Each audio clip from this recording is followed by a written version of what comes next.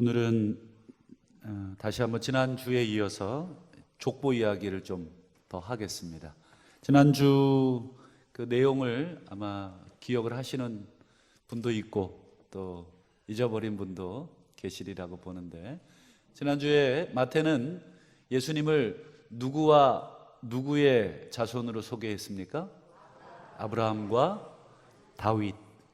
왜 세고 센 조상들 중에 이 두 분을 언급했다고 말씀드렸습니까? 아브라함은 모든 복의 근원. 근데 이 복을 이야기하기 위해서는 창세기 앞에 1장부터 3장부터죠. 3장부터 11장까지 내용이 뭐라 그랬습니까? 저주. 굉장히 인간이 타락한 이후에 어떤 저주를 받았습니까? 크게 두 개였죠. 첫 번째는 홍수, 두 번째는 바벨탑, 언어. 그래서 하나님이 홍수로 한번 온 세상을 다 심판하셨어요. 그래서 그 이후에 바벨탑도 인간이 또 쌓게 되고 또 그것도 하나님께서 심판하시고, 굉장히 저주로 계속 이어졌지만 아브라함 한 사람을 부르셔서 다시 뭐라 그래요? 내가 너로 말미암아 땅의 모든 족속이 복을 받게 해주겠다. 그때 복은 어떤 복이겠어요? 저주를 뒤집는 복, 축복이 되겠죠. 다시 진정한 우리 인생의 축복이 여러분 뭐라고 생각합니까? 진정한 축복은 하나님과 관계가 회복되는 것입니다. 제가 늘 말씀드리지만 우리 사람과 사람 사이에도 축복이 어떤 게 축복입니까? 관계가 좋은 것이 축복입니다. 그래서 여러분, 관계를 잘 맺고 사는 것, 그게 생각만큼 쉽지가 않습니다. 좌우간 우리 하나님께서 그 아브라함을 시작으로 해서 모든 저주를 복으로 바꾼다. 그때 아브라함의 후손인 예수님, 그러니까 인류의 궁극적 저주, 가장 큰 저주가 뭐예요? 죄로 인한 죽음. 죽음은 하나님과 인간 사이의 단절 아닙니까? 하나님을 알지도 못하고 하나님을 찾지도 못하는 그런 상황. 그러나 예수님은 그 인간의 궁극적 저주를 다시금 돌려놓으셔서 하나님과 우리 인간을 회복시키신다. 그게 아브라함의 자손이라는 첫 번째 의미였습니다. 두 번째, 예수님이 누구의 자손입니까? 다윗의 자손이라고 말씀드렸죠. 그래서 여러분, 다윗의 자손은 중요하기 때문에 여러분 사무엘하 7장을 한번 화면으로 한번 띄워봐 주시면, 내 수한이 차서 내 조상들과 함께 누울 때에 내가 내 몸에서 날 내 씨를 내 뒤에 세워 그의 나라를 영원히, 그의 나라를 견고하게 하리라. 다윗에게 이제 하나님이 약속하신 약속이지 않습니까? 그래서 다윗의 후손을 하나님께서 세워서 그 나라를 견고하게 하겠다. 그리고 13절에도 그는 내 이름을 위하여 집을 건축할 것이다. 나는 그의 나라 왕위를 영원히 견고하게 하겠다. 여기서 보면 영원이라는 단어가 제일 중요하다 말씀드렸죠. 여러분, 다윗의 혈통 중에, 다윗의 자손 중에 그 나라 왕위가 영원했던 왕은 없습니다. 왕조는 없습니다. 그래서 여러분, 이스라엘 국기에 보시면 하늘색으로 돼 있고 위로 이렇게 띠가 띄어 있고 가운데 뭐가 있습니까? 별이 그려져 있어요. 그 별이 뭘 상징합니까? 다윗을 상징합니다. 그러니까 이스라엘 민족은 얼마나 지금도 다윗 왕의 시대를 여러분 갈구하고 있는지를 보여주죠. 우리나라 여러분 역대 왕 중에 여러분 어느 왕이 제일 여러분 좋으십니까? 세종대왕. 또 그렇죠. 그분이 나오셔야죠. 광개토대왕. 왜 세종대왕하고 광개토대왕을 꿈꾸십니까? 뭐 많은 왕들이 있는데 문화적으로나 그 다음에요, 경제 국방이나 뭐 광개토대왕은 아시는 것처럼 이 북방으로 땅을 확장했고, 그 다음 세종대왕은 어떤 문화의 어떤 힘, 우리 한글을 창제하시는 그 두 왕이 아마 기본적으로 우리나라를 대표한다면 이스라엘을 대표하는 왕은 다윗입니다. 그런데 이 다윗의 후손 중에 왕을 세울 건데 그 왕위가 영원할 거다. 그런 왕은, 인간 왕은 없어요. 근데 누구만이 그것에 해당됩니까? 예, 그렇죠. 예수 그리스도만이 다윗의 후손이라, 마태는 그 사실을 누구보다도 잘 알고 있었기 때문에 아브라함 그리고 다윗 이렇게 해서 예수님을 소개하고 있습니다. 자, 이제 오늘은 족보에 나타난 두 번째 하나님의 좀 계획을 조금 살펴보려고 합니다. 여러분, 첫 번째 계획하고 어느 정도 맞물려 있는데, 여러분 지난번에 아브라함에게 하셨던 창세기 12장 3절 기억나시나요? 갑자기 다, 뭐 어쩌고 저쩌고, 너를 축복하는 자를 축복하고 저주하는 자를 저주하리니, 그 다음에 같이 한번 화면 보여주시죠. 시작. 땅의 모든 족속이 너로 말미암아 복을 얻을 것이다. 여기서 너로 말미암아는 원래 직역하면 너 안에서 이런 뜻입니다. 너 안에서 복을 받을 거다. 너 안에서 복을 받는다는 의미는 여러 가지가 있지만 내 후손을 통해서 이런 뜻도 있고요, 여러 가지 의미가 있습니다. 땅의 모든 민족이 이 아브라함 한 사람을 통해서, 아브라함 한 사람 안에서 이제 복을 받는다. 여러분, 뒷부분은 우리가 좀 외우시면 좋겠어요. 좀 땅의 모든 민족이 너로 말미암아 복을 받을 것이다. 다시 한번요. 시작. 땅의 모든 민족이 너로 말미암아 복을 받을 것이다. 땅의 모든 민족, 너, 그 다음에요 복. 아시겠죠? 이 정도의 이제 큰 개념을 가지고 계시면 좋겠습니다. 여러분, 여기서 보면 하나님이 아브라함에게 복을 주신다 했는데 그 복의 범위가 어디였습니까? 그렇죠. 땅의 모든 민족까지가 복의 범위인데, 여러분 이 성경 한 구절을 하나 띄워봐 주시겠습니까? 갈라디아 3장 8절인데요. 자, 띄워졌나요? 예. 또 하나님이 이방을 믿음으로 말미암아 의로 정하실 것을 성경이 미리 알고, 다시 한번 여기까지 보시면 하나님이, 자, 누가요?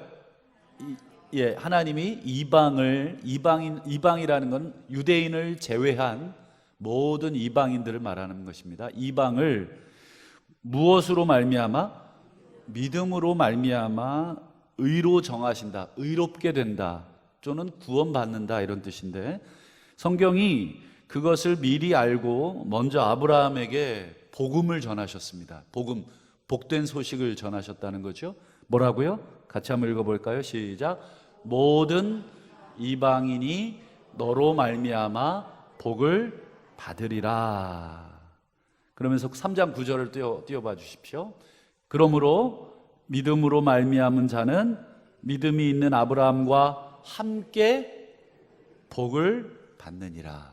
자, 여러분, 아브라함이 하나님을 믿어서 의롭게 됐죠. 그렇죠? 창세기 15장 보면 이에 아브라함이 하나님을 믿음에 그것을 그의 의로 여기셨다.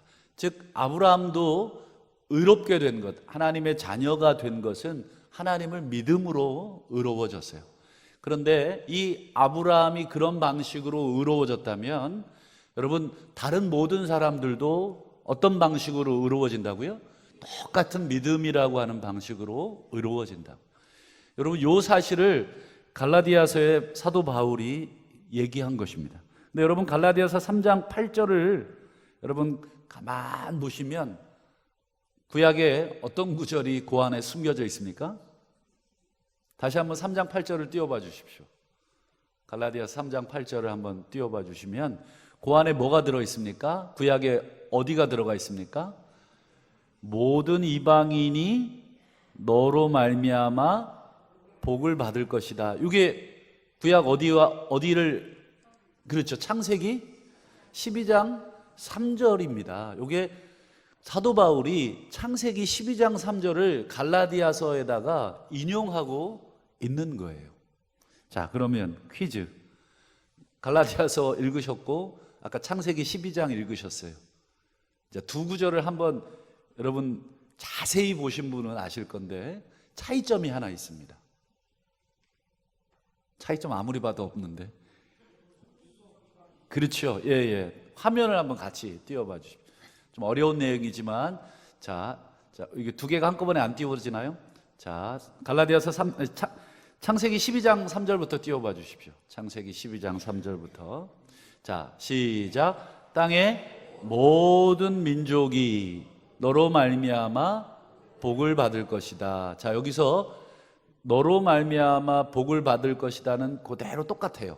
근데 앞에 창세기 12장 3절은 땅의 모든 민족이, 요거를 좀 기억해 두시고, 자, 그 다음 갈라디아서 시작.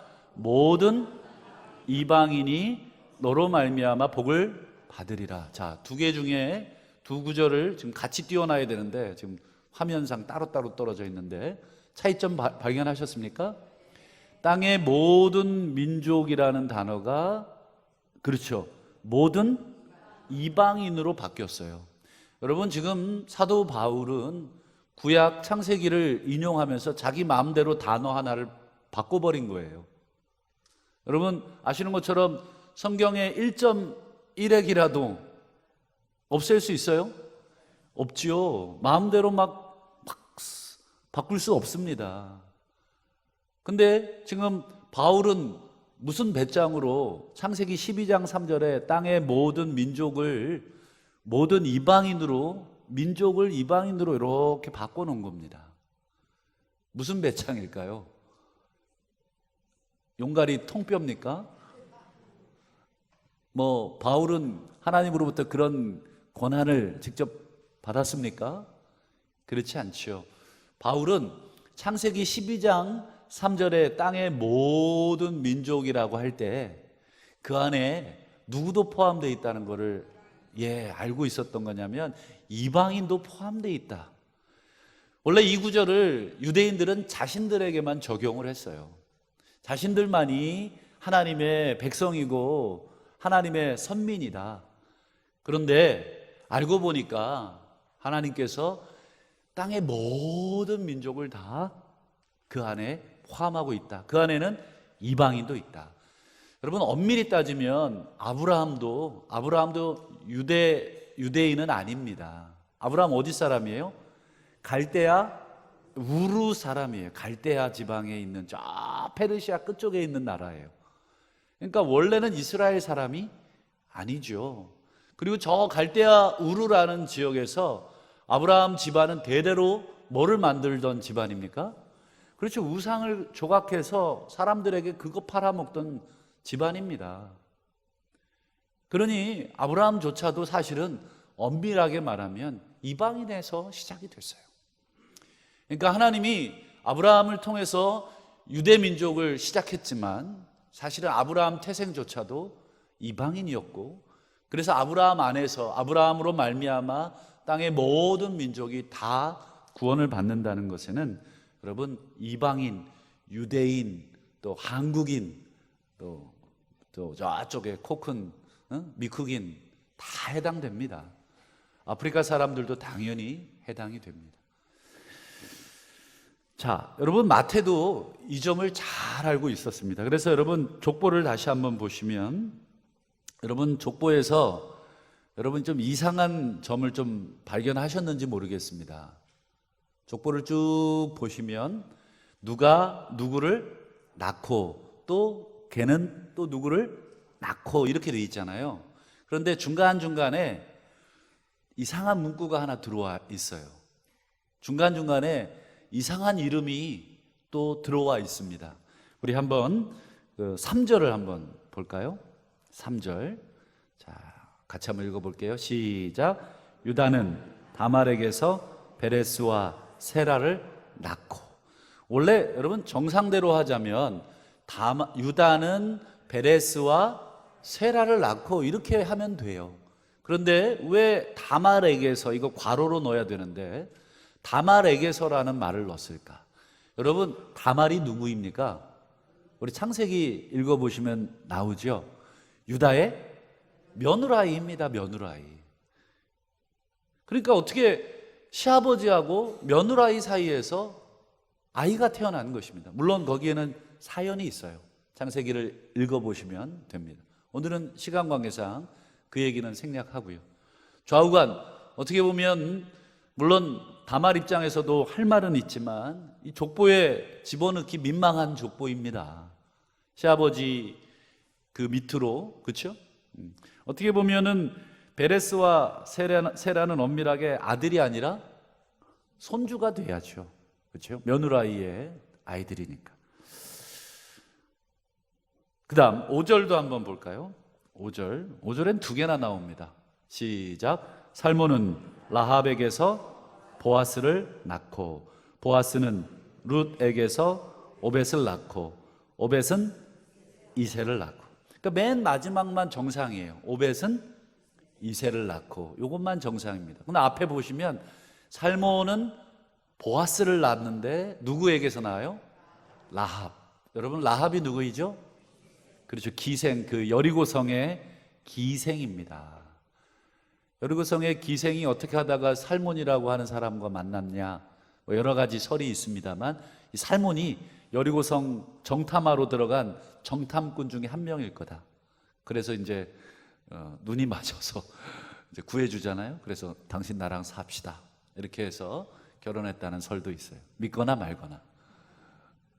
좌우간 이 살몬에게서, 살몬은 보아스를 낳고가 아니라 라합에게서, 참 어떻게 보면 여리고 이방 족보에 이름이 들어간 것입니다.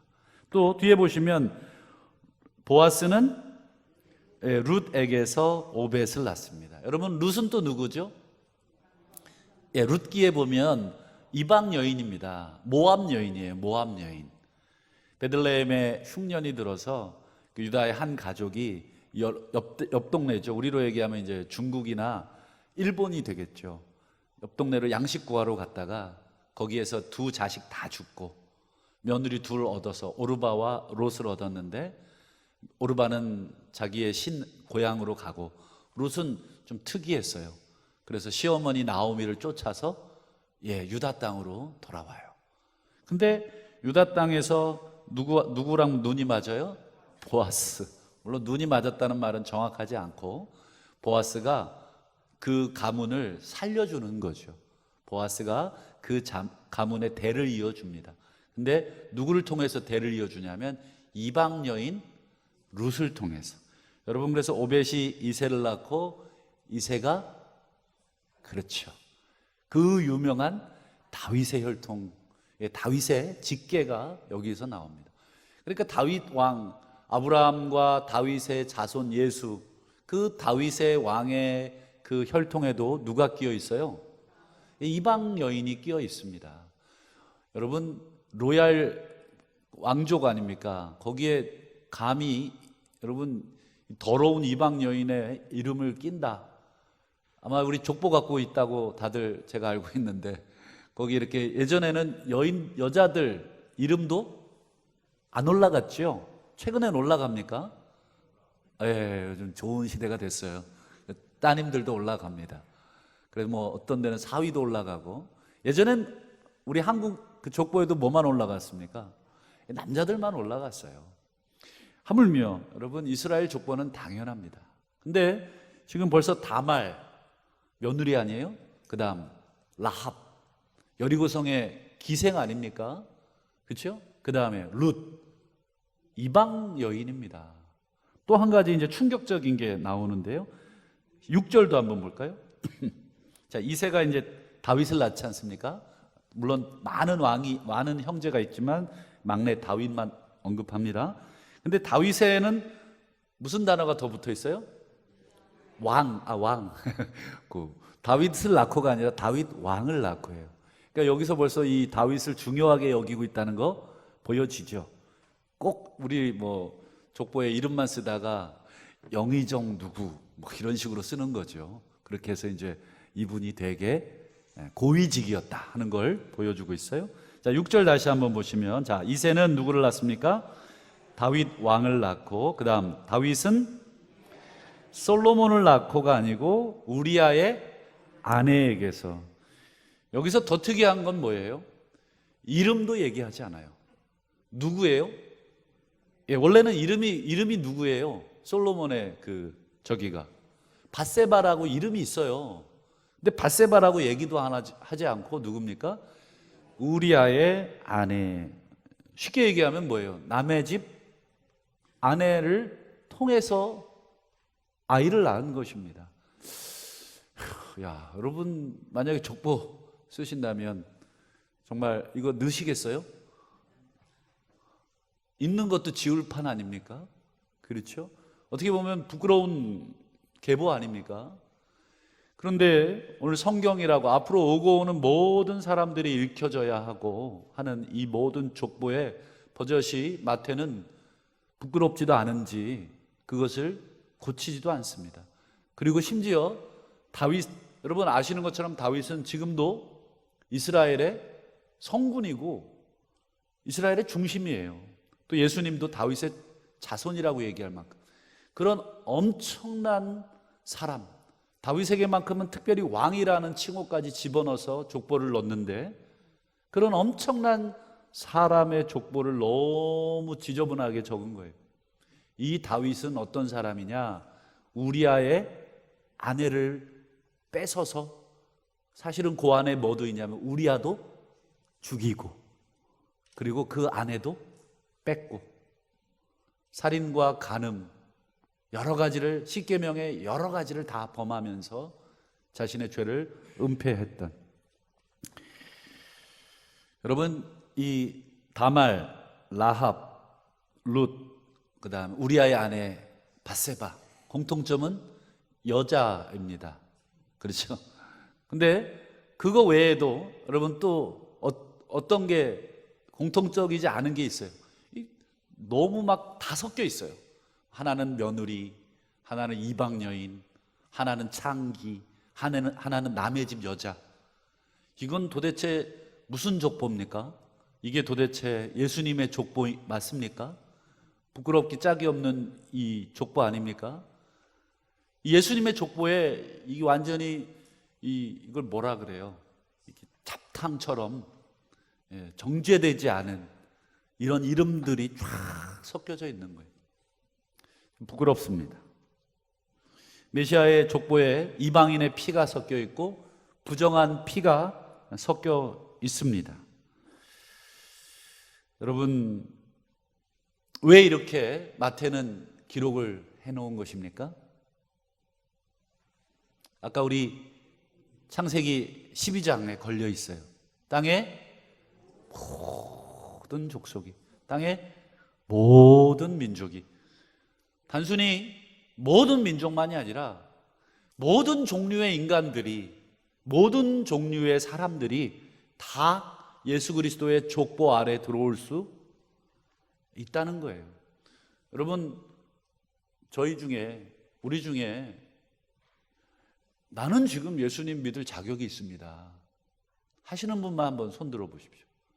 저 말고는 없나요? 다 겸손하신 거죠?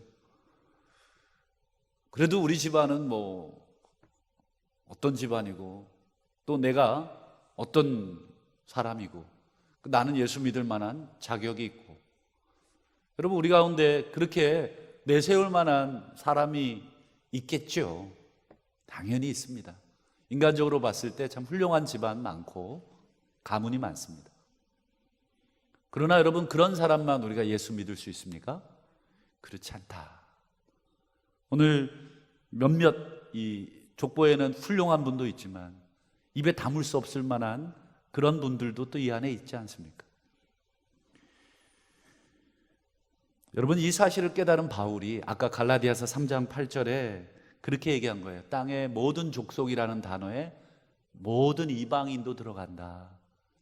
그러니 유대인 너희들만 구원받았다 이렇게 자부하지 마라. 여러분, 우리가 서 있는 이 구원의 자리, 우리가 서 있고 우리가 지금 예수 믿고 이렇게 괜찮은 듯 양복 입고 넥타이도 매고 와이셔츠도 빳빳하게 다려서 입고 괜찮은 사람처럼 우리가 꾸며서 앉아 있고 점잖게 앉아 있지만, 사실 우리가 서 있는 자리는 어떤 자리입니까?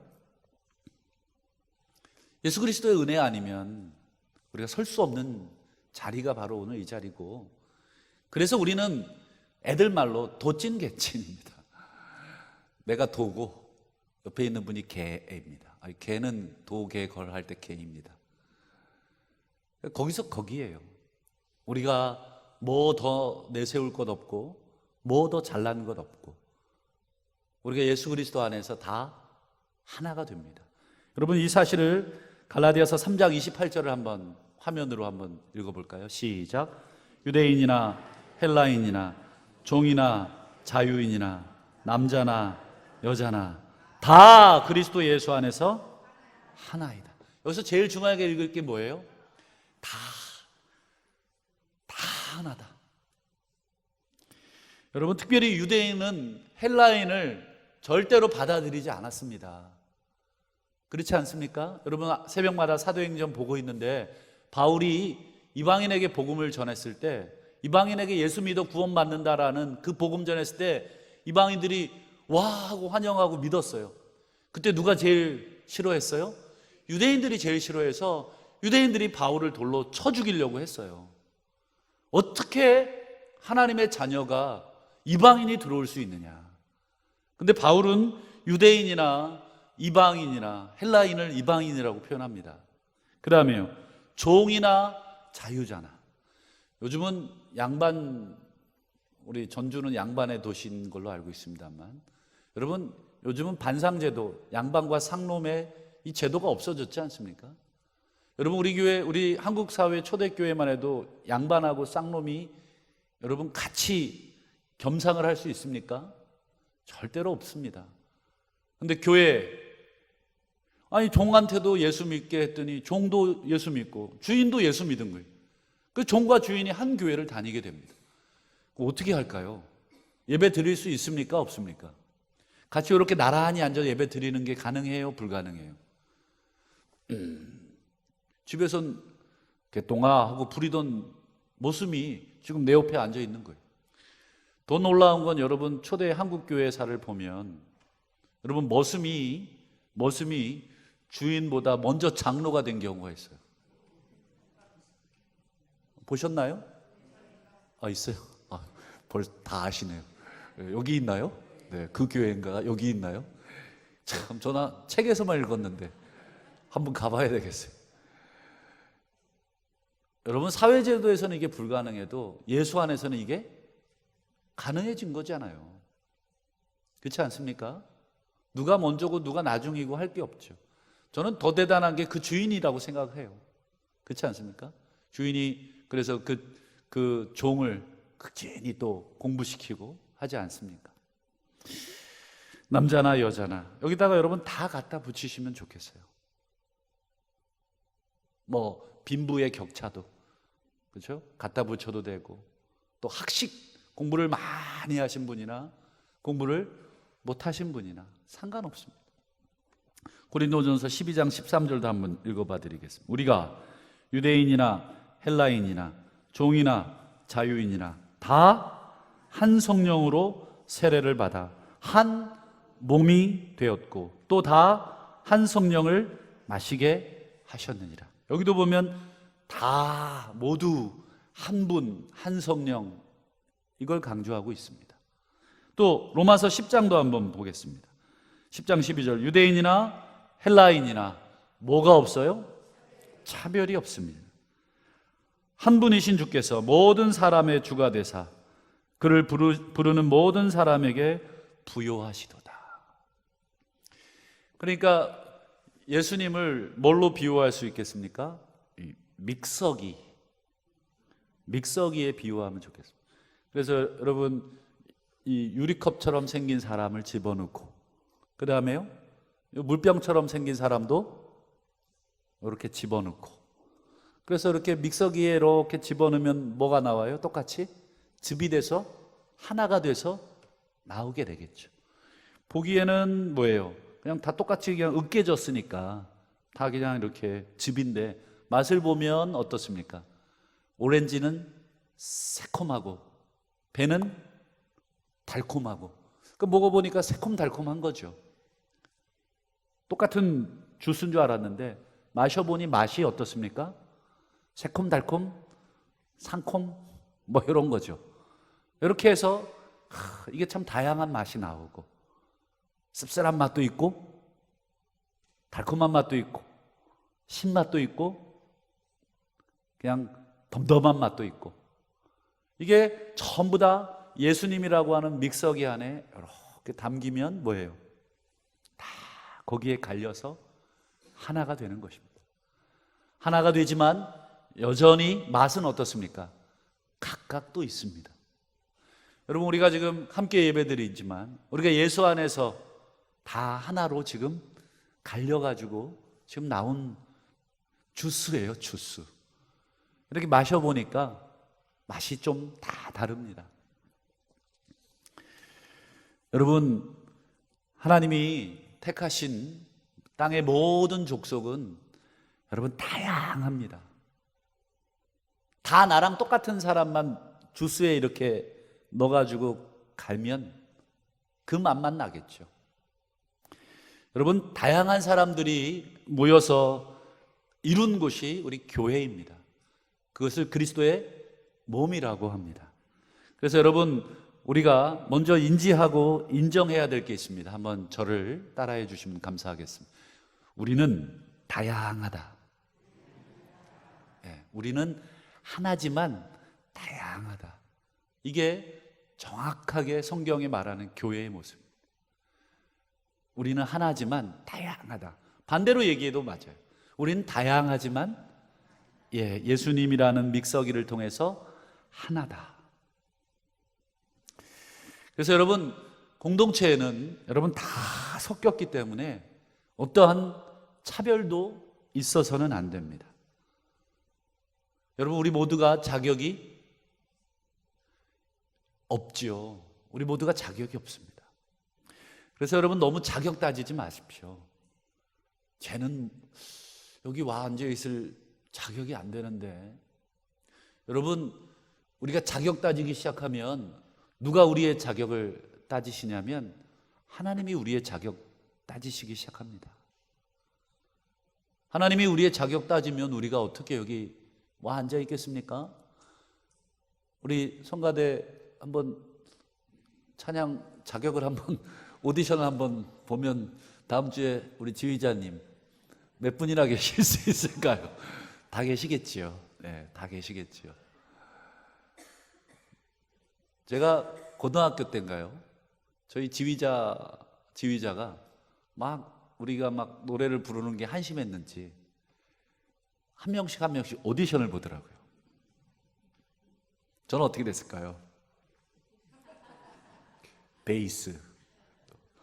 왜 베이스인지는 제가 알겠더라고요. 테너는 노래 음감도 잘해야 되고 노래도 잘해야 돼서, 베이스는 소리 안 나도 대충 이렇게 깔아뭉개면 되니까. 자존심이 상하더라고요. 그래도 저는 꿋꿋하게 성가대하고 또 찬양했습니다. 성가대가 오늘의 저를 있게 했습니다. 여러분, 우리 자격 따지기 시작하면 우리가 여기 번젓하게 앉아 있을 분이 사실 저부터 시작해서 옷 벗어야죠.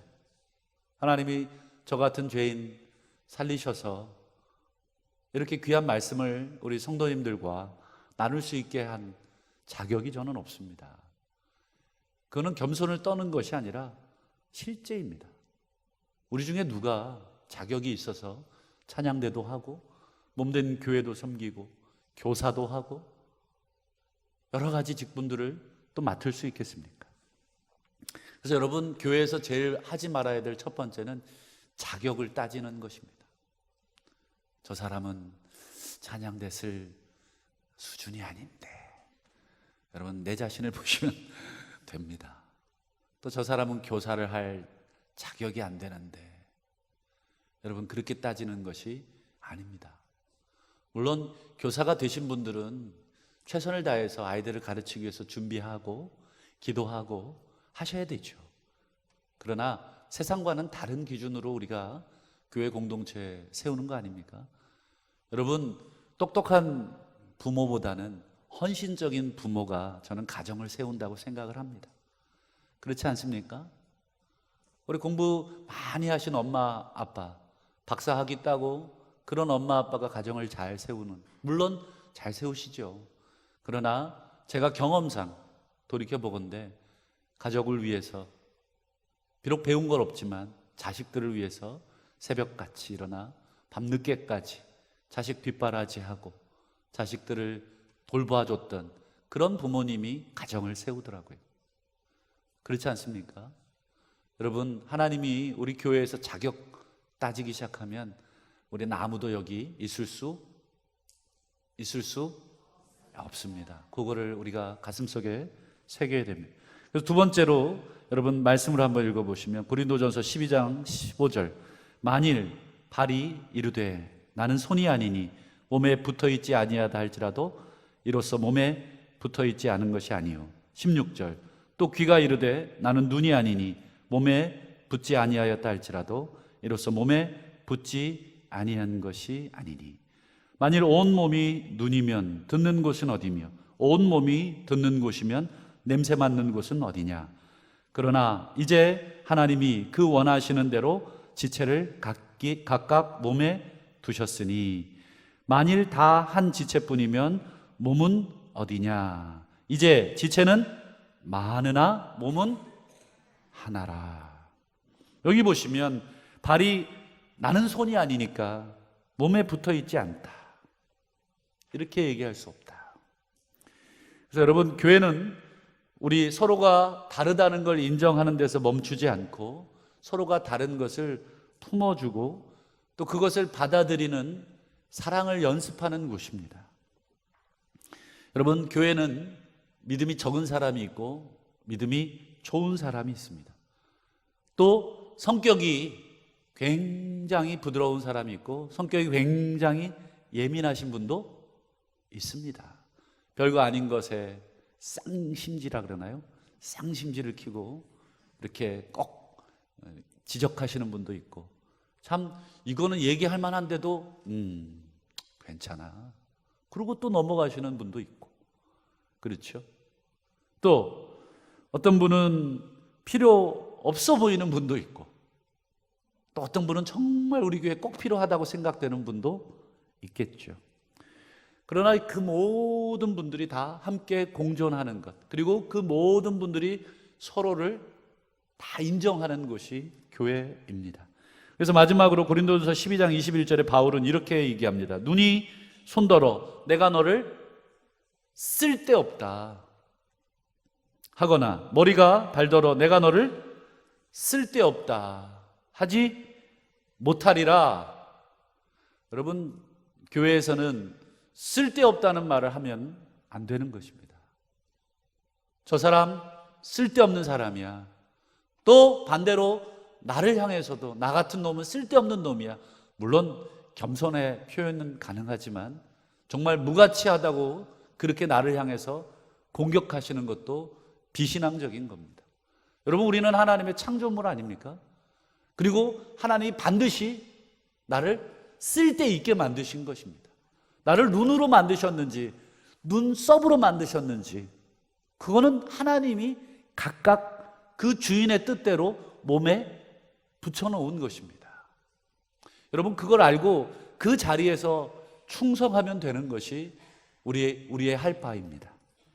그래서 여러분, 이렇게 교회에서는 쓸데없다 밀어내고 말하는 것, 그래서 여러분, 교회는 제일 먼저 말조심해야 되는 것이 맞는 것 같습니다. 저도 오랜 시간 경험해 봤지만 여러분, 좋은 말은 많이 해주십시오. 덕이 되는 말, 또 칭찬하는 말.